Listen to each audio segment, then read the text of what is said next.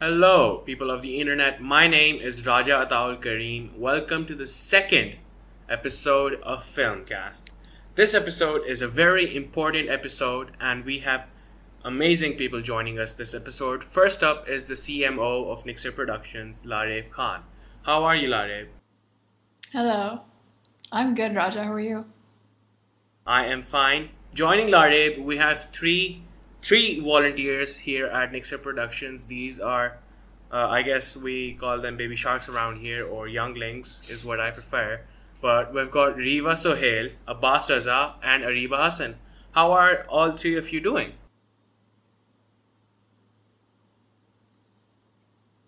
That's great. Abbas and Ariba, I hope you guys are doing well too.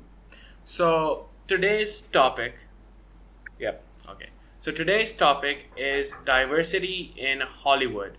Now, we all know that La La Land has had its differences with minorities and people who specifically aren't white, I guess is one way to put it. And throughout the past, after the millennia is one way to put it, there has been greater representation, and that's good, right? We want that. And if we've seen in the past 3 to 5 years, we've seen even better the amount of minorities being represented at a greater amount, and that is great. Now, I'm doing guys, well. we all know that the amount of African Americans in Hollywood, in USA, not even Hollywood, but the amount of African Americans in USA, it's 40% makes. I think it makes 40% of the population. And if we take a look at the award shows, specifically the Oscars, then we see their representation being a little too less. So, Larab, I want to hear your thoughts on this, the representation of the African Americans in Hollywood in general and award shows as well. So, what are your thoughts on it? Right. So I feel like over the last century, almost like I've seen, in several cult classics in back in the day. I'm talking like Yeah, 30s, 40s. There would be some sort of African American representation, but it was very relevant to the social climate at the time. It wasn't like the it was main character stereotypical. or It was very exactly. stereotypical. It wasn't the Uh, protagonist. Exactly. It was like yeah, I was watching this old video of the first African American woman to be recognized at the Academy, and the role yeah, she played was like the typical African American housekeeper or something like that. And of yeah, course, it was like a very big moment for the community. But when you look back and you realize that it's a huge step, but it's still there was still a long way to go from there, and they have in a definitely. way made those steps. Yeah, Yeah. and speaking of the African stereotype we have, I remember watching Tom and Jerry, right? And they had this, I guess you could call maid, and Yeah. throughout the whole episodes of Tom and Jerry, that maid was always an African American or from an African descent, and the show is from the 40s to 60s, the original Hmm. Tom and Jerry series. So yeah, it is kind of messed up, definitely. Even in modern movies, right? You look at Yeah. modern movies, and you look at the role of the Hispanics or the Mexicans or basically people from a Mexican descent. You look at their roles Hmm. in movies; they're always as the funny Mexican guy or the Spanish guy. They don't really have proper representation. It's always about sticking to that stereotype, and it kind of Right. annoys me because we've got really good actors from the Mexican community now.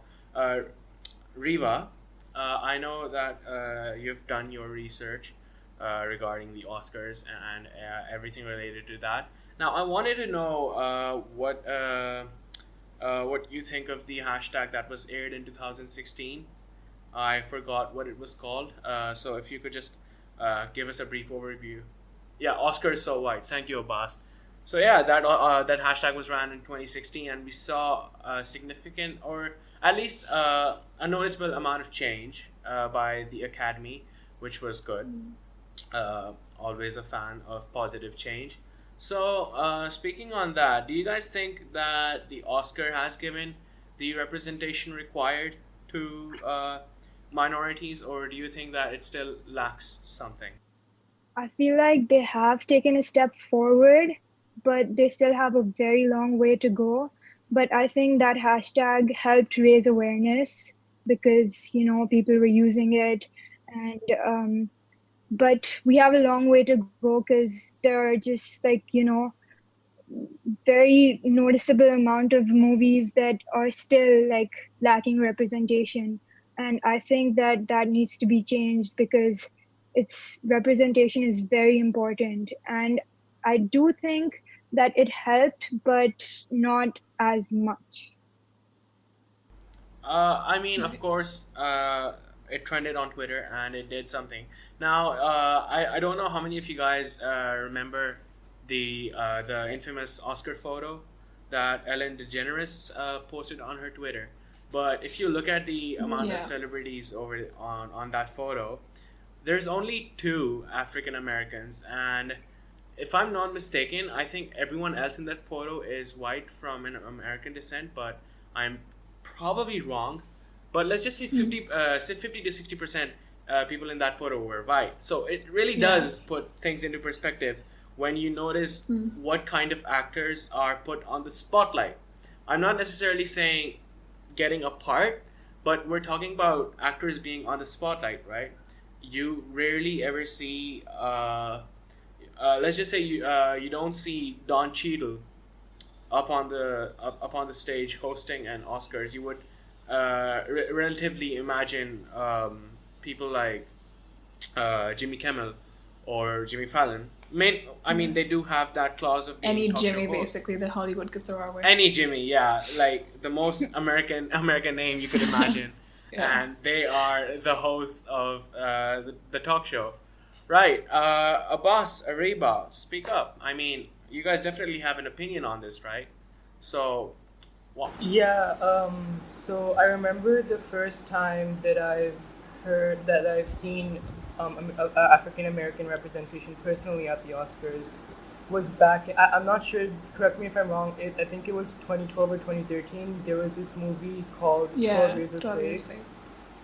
and yeah, so it won Best Picture, and the actress in it, Lupita Nyong'o, Yeah. she won Best Actress. Yeah, So that was like kind of like the first time, yeah. So that was like kind of like the first time I've my personal experience of seeing African American not only getting parts in movies but actually getting recognized for their, you know, for their skills yeah. and for their talents. It was a long time coming that award. It was a long time coming. Yeah. They should have definitely done it early on.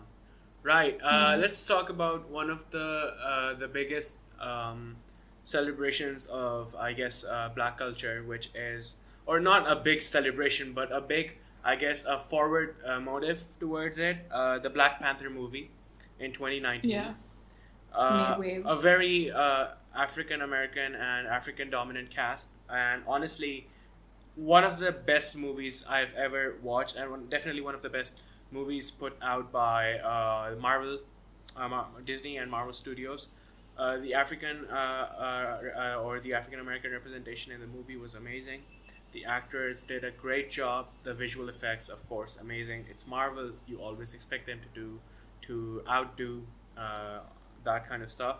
So, Ariba, coming to you, do you think that the Black Panther film, do you think it coming into the Oscars, being nominated for a lot of awards, do you think it paves the path for better representation for other minorities as well? Because we have a lot of minorities currently in Hollywood, from the African American community to even the Pakistani and Indian actors.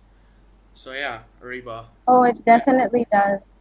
right? Because I remember back when the movie was released, it was everywhere. And um, yeah, it was basically if I were to say, it was like a cultural reset in a Yeah, I kind of feel way. like when it comes to conversations about diversity and, increasing diversity, everyone looks towards like the big boys, right? There's Marvel, there's Disney, and, Yeah. Disney had their whole like the very famous, Disney princesses, which I grew up on, so many other kids grew up on. Yeah. And when I think it was like 2009 or something, when they, they put out the first African American princess, that was like the first kind of step in the right direction in terms of embedding this idea of diversity in children, Yeah. right? Because it has to start early. You can't wait until kids grow up seeing someone who doesn't look like them or characters Yeah, that don't look 'cause- like them. It was the first Yeah, time definitely. where, because Disney, I don't know if they see it like that, but they have a huge responsibility because it has to start early. You can't expect people to change their perspectives once they're full grown adults, right? Because they've grown up not seeing a certain Yeah. thing, and you can't just automatically expect them to, accept that there are people that look different and there are other communities that Exactly. require, representation. Exactly. Yeah. Seeing Netflix, right? Can I add a bit? Yeah, Abbas, go on. Can I add a bit more on the Black Panther thing? Yeah. Yeah, go for it. Yeah, so Black Panther, I think it was released in 2018.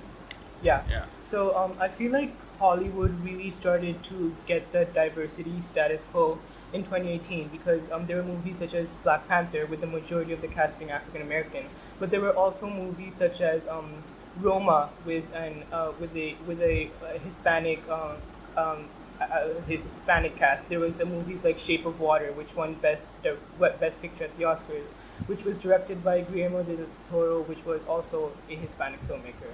There were movies like Crazy Rich Asians that year, Yeah. which was a spectacular East Asian cast. Love, Simon, and even animated movies such as Spider-Man, Into the Spider-Verse. And I feel like with all of these movies, Hollywood really began to understand that people want themselves to be represented. These characters, Yeah. people really connect with them, and I feel like that's what makes a movie special. And it really 2018, the movies in 2018 really started to pave the way for representation in Hollywood. Yeah, definitely. That's my take. Right. Adding on to that, Yeah. I would like to say, after 2018 and basically Black Panther and all of the movies that Abbas mentioned, especially like Crazy Rich Asians, a lot of producers and I guess production companies realize just how much they can benefit from diversity. Yeah. Of course, In the their profit factor is So- always there when it comes The to Yeah. profit. companies. They realize that diversity sells. So Yeah. they try to I mean, if that's what sells incorporating an more idea, diverse roles Yeah. into their productions, but they haven't always been really successful at And I doing that. think Yeah. There have been Yeah. times, well, in a lot of movies, they, for the sake of adding diversity, they add a person of color into their story when it isn't necessary, and they haven't put in the effort of creating a proper backstory or a storyline for that character. yeah. Right. Right.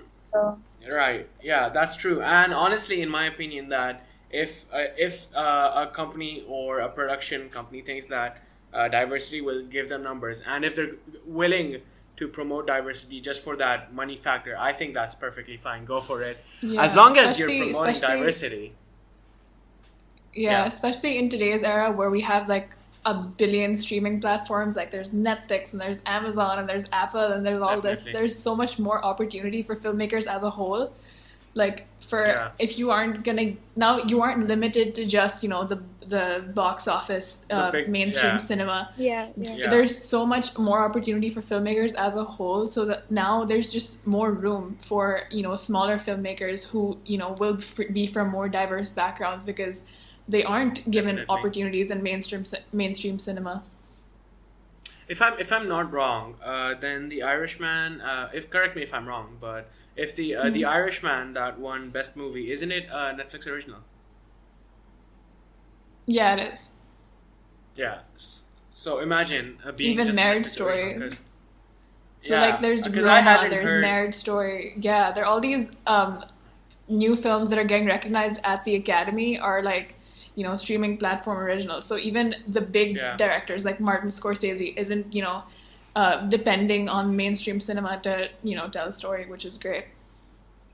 Yeah, and I know that Netflix is sometimes bad-mouthed on having an array of characters unnecessarily. But I think what they've done for diversity, at least, has been a pretty good job. Having Yeah. different casts. Because I forgot Ant-Man's sidekick in the first Ant-Man movie, the one who has those long stories. I forgot his name. Uh, You're asking a Marvel I forgot noob his here. name. Yeah, Uh, no idea. Lewis, yeah, Lewis from Ant Man. He Yeah. had his own movie on Netflix, which isn't related to anything Mexican culture. It's purely his acting depicted in that movie, and it's a post-apocalyptic movie, and that's my kind of jazz, and I loved it. And yeah, so Netflix has done big parts. Again, the community pressure will always matter a lot. So appealing Yeah. to all of you guys, if you think that a certain minority is not given the respect, go and give them big ups. Go and defend them, and Um, always put in a good word for them. yeah, I don't know if you've seen, but there's Because this new Netflix original that I think Mindy Kaling created. It's called Never Have I Ever. And I've actually never I've heard seen of like it. yeah, I've never seen South Asian representation in this sense. It's like, like your normal teenage type TV show, but it isn't it doesn't like, obviously the main character is a South Asian girl, but it isn't typecasting her as like the you Yeah, know how Hollywood has this obsession with like the Indian smart kid who gets straight A's and yeah. The all that, stereotype is right? always there. Yeah. I mean, there's like Baljit from Phineas and Ferb and whatnot, and Ravi Baljeet was from just a Jesse. joke. Honestly, he was like too. Yeah, He was even too smart to be yeah, an Indian kid. yeah, Even too smart to be a kid. But yeah, of yeah. course, there's But that yeah, stereotype, and I mean, if you're going to really have to, because the thing is, when you look at a minority's role in old movies, you see them being stereotyped to oblivion, right? But when it comes to yeah. stereotyping a majority, right? Like white people, you've got the Ken and Karens everywhere. You don't see that, and Karen. like Yeah, if you're going to trash on one minority or like stick with their stereotypes, then you need to accept yours. And I know it sounds a bit weird, but like if you're going that far for the comedy factor, then you need to also stick with your role. And I think this is just my yeah, opinion on it, but that's what I personally believe. Anyways, this has been a fruitful discussion. Again, yeah. thank you for the volunteers for joining us. And Larid, thank you for joining us as well, or us as in Thank you for me. I having am me. the host. Yes, you're welcome, Larid. Right, this has been, again, a fruitful episode. Thank you guys for watching so much. My name is Raja, signing out with Larid, Briva, Abbas, and Ariba. Stay tuned for episode number 3. Episode number 3 is also a banger, so make sure to stay tuned for that, coming out to you next week on FilmCast. This is me, Raja, signing out. Bye.